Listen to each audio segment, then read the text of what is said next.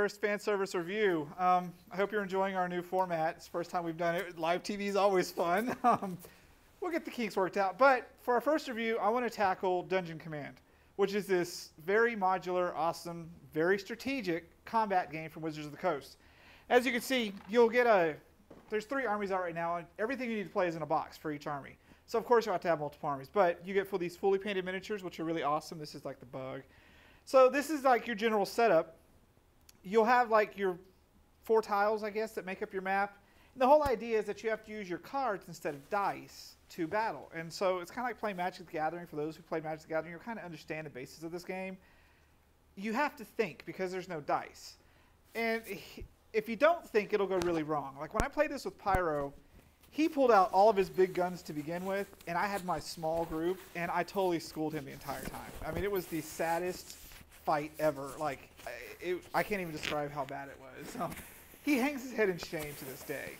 So the whole general feel of this is that you have your different armies. In each army, you pick a commander.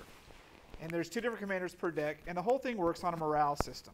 The more victories you get, the higher your morale goes, the more you can do. The more victories you lose, what is victories you lose or just losses you lose? Battles you lose, your morale goes down. And this tells you what you can and can't do on these cards. Each card has a level, which is the level characters that can play it. Tells you what you can do. And just like Magic, you can affect different monsters, you can attack, you can interrupt things. There's all sorts of fun little things you can do with it. But like I said, you have to think. This isn't a game for people who just like to roll dice and luck of the dice. No, this is infamously, as Yugi puts it, the heart of the cards. I made a Yu-Gi-Oh reference there. You guys impressed? So I managed to do the Yu-Gi-Oh reference. So for instance, the whole concept of the game is you want to eliminate the other team. I mean, that's like the basis of any game right here. And so you start with your base people, and you can build more people as you start getting more points to spend, and you have to have cards for that person to play. There's no general attacks. There's no rolling dice. You really have to think. That's what I liked about this game. It's not just Monopoly, let's play, let's go build houses. It's not like Risk or, oh, look, here's a bunch of people that I'm just swarming with. No. You really, really have to think on this game.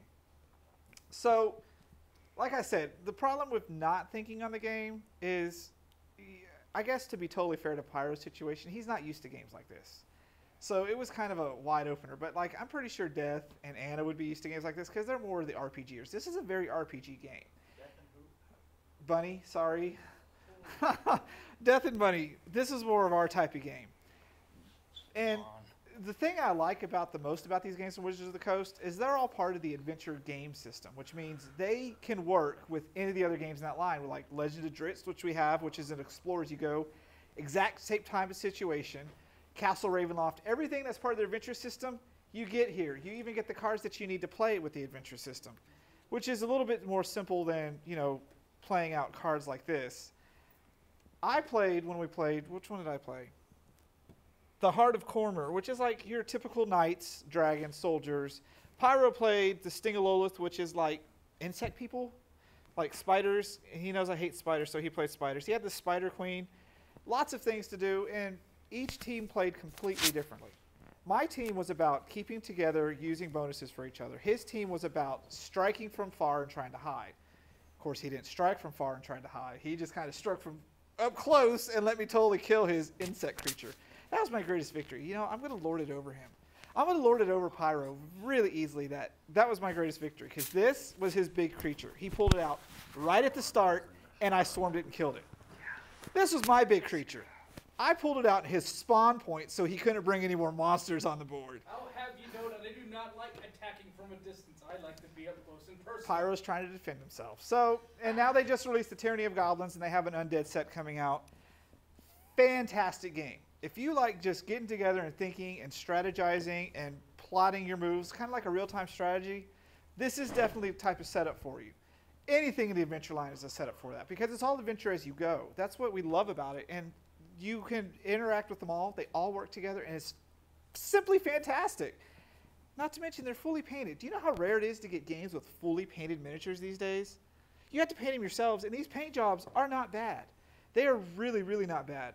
Although, if you put them with the other adventure systems, they're not painted, so it'll look kind of weird. You got your nice fully painted army and your red plastic army for the goblins, you know? It's just this weird setup. So I definitely recommend this game. It is worth every penny. Get some copies of it with your friends. And just, it's quick play. It doesn't take but a half hour to actually play a whole game. It's not like it's 5-hour Monopoly or 13-hour Risk. I mean, we played Risk like all day one day. I won by taking over the moon. What can I say? Very good game to play. Just, there's so much to it that I really don't have anything else to say. Just look at it. It sells itself. Each army in a box. You're good to go. So that is our first official Diabolical review.